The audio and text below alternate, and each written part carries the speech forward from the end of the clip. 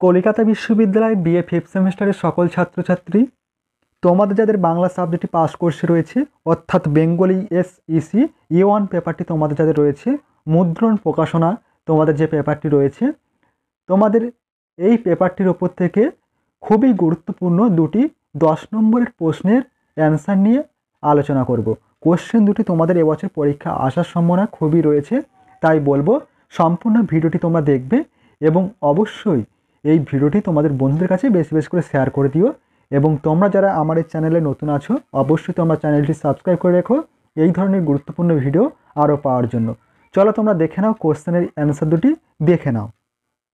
দেখো, প্রথম কোশ্চেন রাখা হয়েছে। দেখো, কোশ্চেনটি ছিল গ্রন্থ বা পত্রিকার পঞ্জীকরণ বলতে কি বোঝো? পঞ্জীকরণের দক্ষ গুরুত্ব সম্পর্কে আলোচনা করো। মোস্ট ইম্পর্টেন্ট একটি 10 নম্বরের কোশ্চেন। কোশ্চেনটি কিন্তু তোমাদের এবছর পরীক্ষা আসার সম্ভাবনা খুবই রয়েছে। দেখো, উত্তরটি দেখে নাও। উত্তরে বলা হয়েছে পঞ্জীকরণ হলো গ্রন্থ বা গবেষণাপত্রে অন্য যে সকল উৎস থেকে তথ্য গ্রহণ করা হয়েছে সেই উৎসমূলক গ্রন্থ, পত্রিকা ইত্যাদির তালিকা। গ্রন্থ বা গবেষণাপত্রের শেষে এই পঞ্জীকরণ বা বিবলিওগ্রাফি থাকে। নেক্সট পয়েন্ট করে লিখবে গ্রন্থ ও পত্রিকার পঞ্জীকরণ। 1 নম্বর রয়েছে গ্রন্থের ক্ষেত্রে প্রথমে গ্রন্থাকার বা লেখকের নামের পরে একটি কোলন দিয়ে গ্রন্থের নাম, প্রকাশনার নাম, প্রকাশনার স্থান, প্রকাশকাল লিখতে হয়।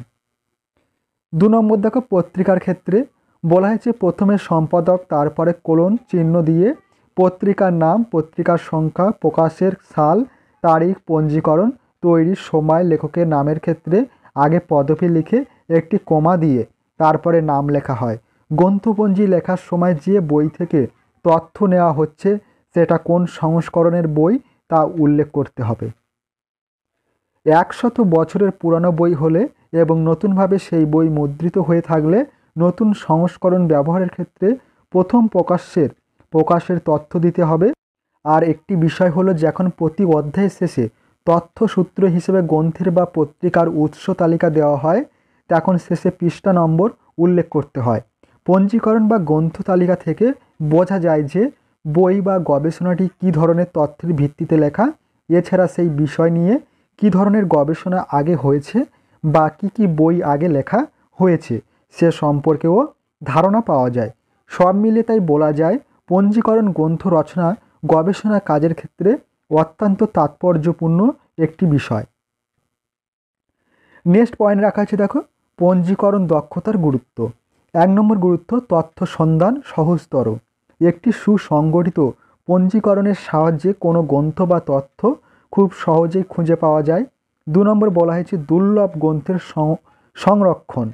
পঞ্জীকরণের মাধ্যমে দুর্লভ বা প্রাচীন গ্রন্থের একটি বিস্তারিত তালিকা তৈরি করা যায় যা ভবিষ্যতে গবেষণার কাজে সাহায্য করতে পারে। 3 নম্বর গুরুত্ব রয়েছে গ্রন্থাগার ব্যবস্থাপনা। পঞ্জীকরণ গ্রন্থাগারের সম্পদকে সুসংগঠিত রাখতে সাহায্য করে এবং গ্রন্থাগারীদের কাজ সহজ করে। 4 নম্বর গুরুত্ব, তথ্যের সুরক্ষা। পঞ্জীকরণের মাধ্যমে গ্রন্থের তথ্য সুরক্ষিত রাখা যায়। কোনো গ্রন্থ হারিয়ে গেলে বা ক্ষতিগ্রস্ত হলে পঞ্জীকরণ থেকে তার বিস্তারিত তথ্য পাওয়া যাবে। 5 নম্বর পয়েন্ট, তথ্যের বিনিময়। বিভিন্ন গ্রন্থাগার বা গবেষণা প্রতিষ্ঠানের মধ্যে পঞ্জীকরণের তথ্য আদান প্রদান করে তথ্য বিনিময় করা যায়। 6 নম্বর গুরুত্ব, জ্ঞানের বৃদ্ধি। বিভিন্ন গ্রন্থ বা পত্রিকা পড়ার মাধ্যমে জ্ঞানের বৃদ্ধি পায় এবং পঞ্জীকরণের মাধ্যমে এই জ্ঞানকে সুশৃঙ্খলভাবে সংরক্ষণ করা যায়। এই ছিল তোমাদের প্রথম কোশ্চেনটির অ্যান্সার। এরপর দেখে নাও নেক্সট কোশ্চেন রাখা হয়েছে। দেখো, মোস্ট ইম্পর্টেন্ট একটি কোশ্চেন। আধুনিক মুদ্রণ ব্যবস্থায় পেজ মেকারের ভূমিকা সম্পর্কে লেখো। মোস্ট ইম্পর্টেন্ট একটি কোশ্চেন। দেখো, কোশ্চেনের অ্যান্সারটি দেখে নাও। অ্যান্সারে বলা হয়েছে আধুনিক মুদ্রণ ব্যবস্থায় পেজ মেকারের ভূমিকা। প্রথম পয়েন্ট করে লিখবে আধুনিক মুদ্রণ শিল্পে পেজ মেকারের ভূমিকা অপরিহার্য। একজন পেজ মেকার হলেন একজন দক্ষ ডিজাইনার যিনি একটি পৃষ্ঠার সামগ্রিক উপস্থাপনা অর্থাৎ লেখা, ছবি, চার্ট এবং অন্যান্য উপাদানগুলিকে এমনভাবে সাজিয়ে তোলেন যাতে তা দৃষ্টিনন্দন এবং তথ্যবহুল হয়। তারা একটি পৃষ্ঠাকে তারা একটি পৃষ্ঠাকে একটি সুন্দর এবং কার্যকারী কলাক্রমে রূপান্তরিত করেন। নেক্সট পয়েন্ট করে লিখবে পেজ মেকারের প্রধান দায়িত্ব বা কাজ। 1 নম্বর কাজ পৃষ্ঠার ডিজাইন। তারা বিভিন্ন ধরনের পৃষ্ঠা ডিজাইন করে, যেমন ম্যাগাজিনের কভার, বইয়ের অভ্যন্তরীণ পৃষ্ঠা, পোস্টার, ব্রোশার ইত্যাদি। 2 নম্বর লেআউট। তারা লেখা, ছবি এবং অন্যান্য উপাদানগুলিকে একটি পৃষ্ঠা সুন্দরভাবে সাজিয়ে তোলে। 3 নম্বর টাইপোগ্রাফি। তারা ফন্ট সাইজ এবং লাইন স্পেসিং নির্বাচন করে যাতে পাঠ্যটি পড়তে সহজ হয়। 4 নম্বর পৃষ্ঠার সামগ্রিক নকশা। একটি পৃষ্ঠার সামগ্রিক নকশা তৈরি করে তা যেন পাঠকের দৃষ্টি আকর্ষণ করে তা নিশ্চিত করা। 5 নম্বর বলা হয়েছে গ্রাফিক্স ডিজাইন। বিভিন্ন ধরনের গ্রাফিক্স ডিজাইন করে পৃষ্ঠাকে আরও আকর্ষণীয় করা। 6 নম্বর রঙের ব্যবহার। বিভিন্ন রঙের সমন্বয় করে পৃষ্ঠাকে আরও সুন্দর এবং আকর্ষণীয় করা। নেক্সট পয়েন্ট করে লিখবে আধুনিক মুদ্রণ ব্যবস্থায় পেজ মেকারের গুরুত্ব। 1 নম্বর গুরুত্ব দৃষ্টিনন্দন উপস্থাপনা। পেজ মেকাররা পৃষ্ঠাকে এমনভাবে ডিজাইন করেন যাতে তা দর্শকদের দৃষ্টি আকর্ষণ করে এবং তাদের মনোযোগ ধরে রাখে। 2 নম্বর বলা হয়েছে সুস্পষ্ট যোগাযোগ। তারা তথ্যগুলিকে এমনভাবে উপস্থাপন করেন যাতে তা সহজে বোঝা যায়। 3 নম্বর তথ্যের স্পষ্টতা। পেজ মেকারের কাজের ফলে তথ্য স্পষ্ট এবং সহজে বোধগম্য হয়। 4 নম্বর ব্র্যান্ডিং।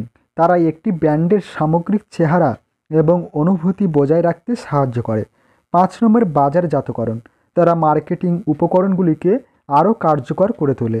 6 নম্বর প্রতিযোগিতামূলক সুবিধা। একটি ভালো ডিজাইন করা পৃষ্ঠা একটি প্রতিষ্ঠানকে অন্যদের থেকে আলাদা করে তুলতে পারে। সর্বশেষ পয়েন্ট লিখবে উপসংহার। আধুনিক মুদ্রণ শিল্পে পেজ মেকারের ভূমিকা অত্যন্ত গুরুত্বপূর্ণ। তারা একটি পৃষ্ঠাকে একটি শিল্পকর্মে রূপান্তরিত করে এবং তথ্যকে আরও কার্যকরভাবে প্রকাশ করতে সাহায্য করে। এই ছিল তোমাদের সম্পূর্ণ কোশ্চেন দুটির অ্যান্সার। তোমরা অবশ্যই কিন্তু কোশ্চেন দুটির অ্যান্সার খাতায় নোট ডাউন করে নিও এবং ভালোভাবে প্র্যাকটিস করো। অবশ্যই এই কোশ্চেন দুটি তোমাদের পরীক্ষা খাতায় কমন পেয়ে যাবে। ভিডিওটি আজ এই পর্যন্তই। ভিডিওটি ভালো লেগে থাকলে অবশ্যই ভিডিওতে একটি লাইক প্রদান করো এবং চ্যানেলে নতুন হয়ে থাকলে অবশ্যই চ্যানেলটি সাবস্ক্রাইব করে রেখো এই ধরনের গুরুত্বপূর্ণ ভিডিও আরও পাওয়ার জন্য।